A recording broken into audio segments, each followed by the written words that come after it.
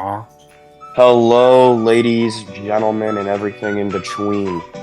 Have you ever wanted to read a book that has as much incest as it does magic? A family line so convoluted that it leads to nothing but twist in the mind as to what to make of it? Where people ascend to heaven for being Well, have I got a book for you, 100 Years of Solitude, and we'll be discussing it right here on the Gentrified Gentlemen podcast. I'm Maddox Burr, and these are my associates. I'm Christopher Whittington. I'm David Seville. And I'm Jackson Moorhes.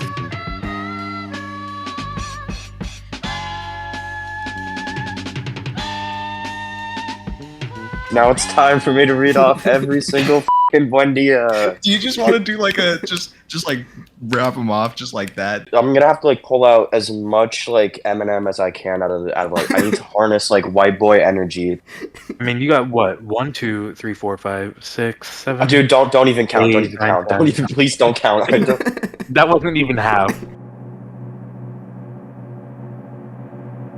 All right, I'm going to be running down the Buendia family real quick. First off, we got Jose Arcadio Buendia. This is the patriarch of the family. He gives birth to Jose Arcadio and Colonel Aureliano Buendia. Bro is chasing immortality. He's married to Ursula Iguaran, a long-lived matriarch of the family, breadwinner, obvious W. She lives to be 120 years old. He's also good friends with Melquiades, a gypsy who comes in and teaches him about alchemy. Colonel Aureliano Buendia is his second son, and he wages 22 wars, has a bunch of kids, nice little goldfish, marries a child. Jose Arcadio I is just a big buff sailor dude. He goes off with the gypsies with the start of the book, comes back, marries his adopted sister. We'll get into that shortly. Rebecca Buendia is adopted. She comes from supposedly Ursula's second cousins. She eats dirt and drywall a lot, and then she causes a guy to kill himself, but that's not important. Amaranta Buendia is the third actual child of Jose Arcadio Buendia and Ursula Iguaran. She gets very jealous of Rebecca's first love, and basically she rejects love throughout the book. After that, then we have the 17 Aurelianos, which is all of Colonel Aureliano Buendia's kids, because a bunch of women wanted to have sex with a war hero. Aureliano Jose Buendia is the child of Colonel Aureliano Buendia and Pilar Tenera, who is not really important because she just kind of gives birth to people. Aureliano Jose Buendia is... Actually, I don't really know what he does. What does he do? I think he died. Hold on, I'm gonna look this up real quick. There are too many f***ing characters. Do you guys think any of the characters were femboys? To be honest. Dude, actually, yes. That one of the 17 Aurelianos, literally, they described him as a femboy.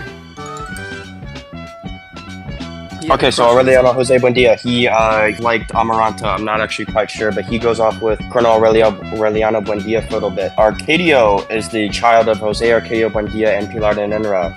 It's not important, just know that both of the brothers belong to the same woman. Arcadio does not know his true parentage. He leads the school for a bit, and then eventually becomes a dictator before being shot. He marries Santa Sofia de Piedad. She gives birth to Remedios the Beauty, Aureliano Segundo, and Jose Arcadio Segundo Buendia. Remedios, her beauty is like so cool that people literally die over it. She ascends to heaven. Aureliano Segundo Buendia is twins with Jose Arcadio Segundo Buendia.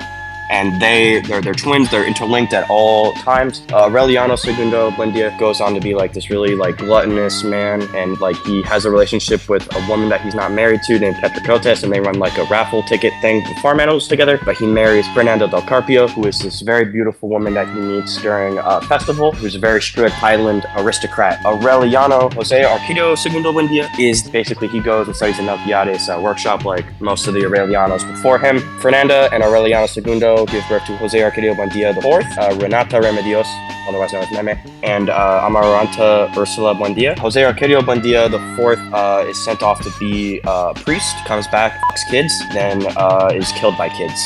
Meme, she has a love with this dude who is symbolized by butterflies. Then the dude with butterflies is killed, and she's so sad that she walks off and is never seen again. But she does have a child, who we'll get to in a bit, and then Amaranta Ursula Buendia is the final child, and and she is also sent off to school in Europe, but in a similar vein to Jose Arcadio Buendia IV.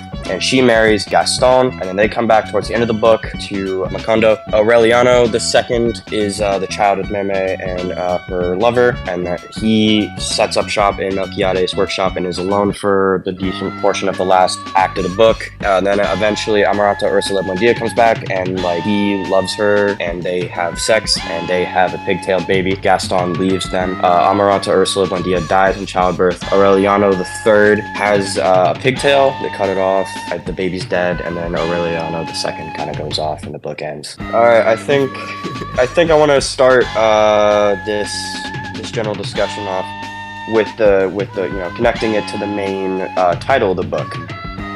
It's obviously titled 100 Years of Solitude. So what do you think that theme of solitude really implies, and how is it expressed throughout the novel? What do you guys think? Could I chip in on this? Go for it. Of course, go first. Okay, so to me, at least one way I saw it expressed in the novel, solitude to me seems like it was defined as possibly isolation from the family. Because a lot of the times that we saw members of this insane family die, most of them died alone, such as Colonel Aureliano, Rebecca, even Jose Arcadio. Whether it was by their own volition or something weird happened to them, a lot of them die by themselves after an event that isolates them from the family. So I just wanted to know what you guys think of that. I took a completely different interpretation of it. I sort of saw the solitude of them locking themselves up with the ghosts of their past, being that Jose, the first Jose, he died tied to a tree, tortured by the ghost of his past. Colonel Aureliano, he kind of carried his solitude around with him, physically in the 10-foot circle, but also he locked himself up with shame, the shame of the 32 lost wars and whatnot. So I kind of figured that their solitude was just isolating themselves in their minds with their mistakes. I also want to kind of agree with Christopher on that. And I think a lot of the characters in this novel experience isolation and loneliness because of social norms, as well as just unfulfilling relationships that were thrown upon them. And I also feel like that kind of ties into where solitude as a family is one thing that's what I took the title as, is I think the common theme of incest throughout the book also feeds into that idea of solitude, because when you're alone with only your family, who else is there to, I guess, reproduce with other than family? Well, I mean, there is the neighbor down the street. They just kind of ignored him. So I guess I think what's interesting, but playing off of that, what's interesting is that Macondo grows really big throughout the story, but even up until the very end, we still see them. We see it staying in the family. So I just think it's interesting. Yeah, I think that's interesting, and I also think that really correlates with the Latin American setting, because Latino families, that culture is very they're very family centric. They have a lot of familial ideals. They really cherish those bonds and whatnot. So I think that personally, experiencing solitude within the family, as well as just the family isolating itself, I think that presents a nice dichotomy as to why they are, let's call it, intriguing as they are. Completely unrelated side note, just how big do you guys think Macondo got? Think about it. They got a railway station, a lively downtown, but at the start they had 20 huts. I'm thinking Macondo is about the same size as Fresno, and honestly the Buendia family just sounds like the average Fresno resident, as someone who's lived in Fresno.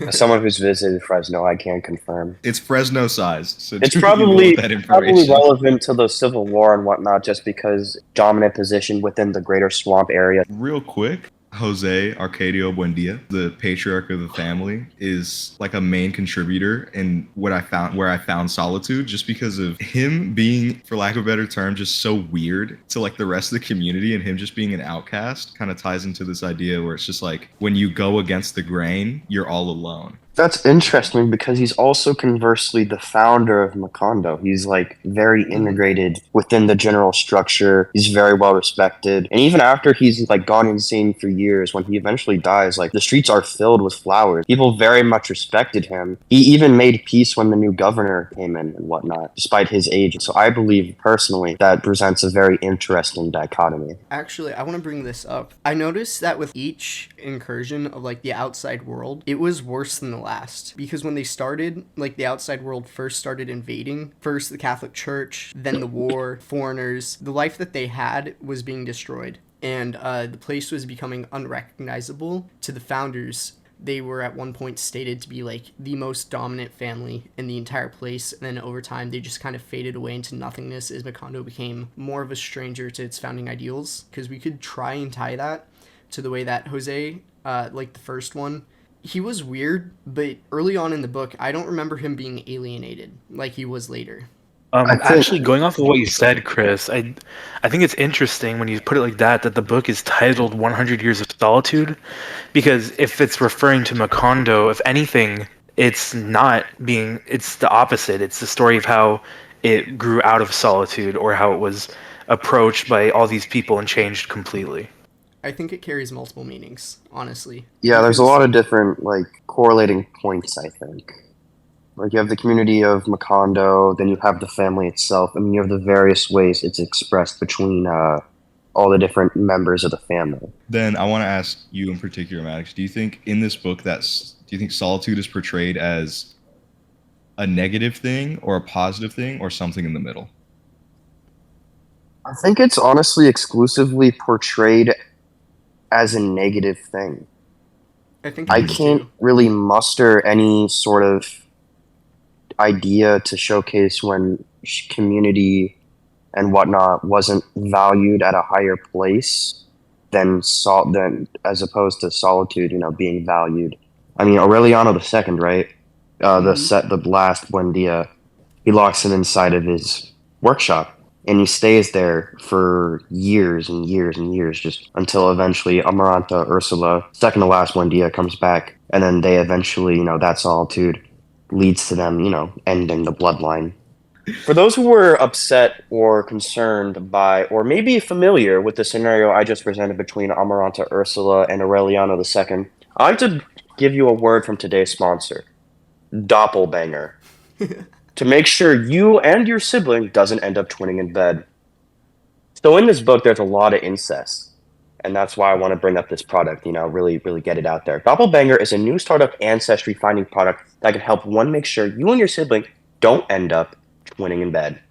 Doppelbanger is not liable for any mental trauma induced or any pigtail removal operations. Please use Doppelbanger responsibly.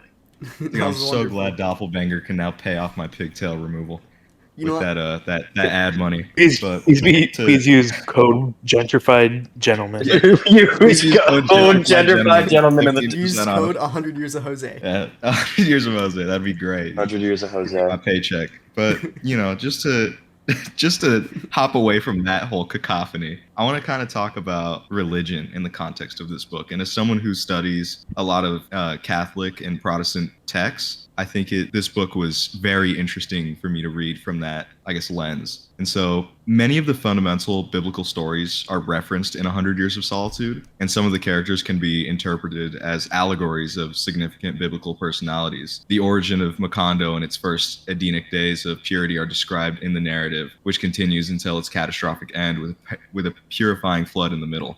Jose Arcadio Buendia's search for knowledge led to his downfall, his loss of sanity. And I feel like this ties to the biblical Adam and Eve who were banished from Eden after eating from the tree of knowledge. And the entire book serves as both a commentary on human nature and a metaphor for human history.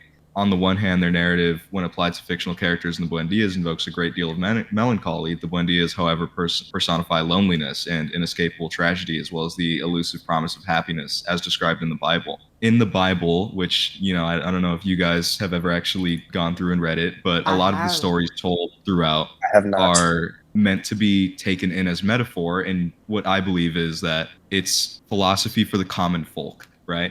And so a lot of these stories that people see and are, they're dramatized and turned into plays or, ideas and whatnot, they're actually just philosophical ideas meant to be interpreted by the common individual. Were there any moments throughout this story where you thought that the book kind of used magic as a way to tell a metaphor rather than just magic being magic? I just wanted to say, one thing I can think of that I think goes to support what you said, David, is that I think it's really interesting how you can interpret some of the things that happen in the story through that lens of being allegories for something else. For example, when Remedios the Beauty just ascends to heaven, it's a very weird thing that happens, honestly. But I almost feel like in a similar vein as the Bible being interpreted allegorically and as metaphor, I wonder if this book kind of tries to do the same thing, maybe without necessarily being as interpretive, but more literal. And And then as someone who practices religion, I that was something that or stuck out to me in this book was their use of, I'm just going to keep using the word magic. To me, instead of just being like, oh, this is happening, was more so just like predecessing what was to come. so I just want to ask real quick. Do you think that like a metaphor for the original sin could have been like Jose killing that one dude over the joke about him not being able to get his up? I would say yes. I think it all kind of ties back to biblical stories. Throughout the Bible, it's constantly stated that anger is what causes hardship. And so the anger of one individual can be the downfall of everybody. And I feel like that is like one of the main things that happens throughout this entire family tree is the ignorance and the anger of one individual kind of over everybody else. That's actually, I just thought of something pretty crazy. I was But on my copy of the book, I just wanted to say, maybe you're thinking the same thing, I don't know. But on my copy of the book, there's a review here by William Kennedy of the New York Times, and he said something which before I read, I was like, that's interesting. But after what David has said, is maybe like, huh. He says 100 Years of Solitude is the first piece of literature since the book of Genesis that should be required for reading for the entire human race. And now, with that religious lens, I'm wondering if that is what he's referring to in that statement, possibly. But yeah, no, I just kind of brought that up because my main thing between those two situations was that in the original sin, right, Adam and Eve immediately started suffering, but in this book, they actually encounter an era of prosperity at the founding times of Macondo. And I really enjoyed that Adam and Eve comparison because it got me to think about it a little bit more. And I've always been a personal fan. I don't really know how to discuss of the story of Cain and Abel. Mm-hmm. And given that those are the first sons of Adam and Eve, and that there's obviously Jose Arcadio and Aureliano, who are the first sons of the so-called Adam and Eve in this book. And in that book, it's just straight up, Cain kills Abel just with a club. But in this book, Aureliano's action, the colonel's actions, eventually do cause Jose Arcadio's death. It's implied that he was killed as a political assassination. And although the colonel does eventually die, he is forced to somewhat walk the earth lonely for a great portion after that, if that makes any sense. Actually, I find that comparison like super interesting because in the same way, when he handed off power, spiritually he was killing him because he set all the events into place that eventually led to his death. He didn't kill him directly, but he did it indirectly. That's an interesting parallel to draw to Cain and Abel, in my opinion. Yeah, actually, I'm going to agree with Christopher on that one. But so I want to make a little literary connection here. Woo-wee. Oh boy. One of my favorite books of all time is, well, not really a book, it's more so a poem, but it's John Milton's Paradise Lost, right? And if you've ever read Paradise Lost, at the end, the angel Gabriel takes Adam to the top of a mountain and shows him all of human history. And so while Adam is upset at the first sin, he is also mystified with the beauty of the future. And so I kind of want to ask you guys, right? Mm-hmm. At the time, Adam saw the end of the world from the beginning of the world, right? So he saw everything. And even though he knew that the world was going to end and rapture was going to happen and, a portion were going to hell and a portion were going to heaven, at the end of the day, he still was mystified by the beauty of that. And so I want to open that up and say, do you guys think that throughout this book, a similar event could be happened where some of the people in the family were kind of given an easy way out while others were given a lot harder for their punishments and for the things they did? I.e., do you think the morals and the actions of individuals throughout this book gave them severe, I guess, punishments or fates throughout the book? Maybe interestingly, Ursula, of course, Ursula the matriarch, Ursula Uguaran, sorry, I probably butchered that, Yeah, but of course, the original, Um, I think it's interesting that she was one of the longest living. I believe it said to around 120 or something, maybe a bit older Yes, than that. 120. Um, but I find it very interesting that she was kind of like keeping things together for the most part. And despite having a very sad fate where she saw everyone around her die, it's interesting that she was probably one of the most peaceful throughout the whole story. She Yeah, didn't that's kind of true. see She everything. does. Yeah, she kind of lets things happen.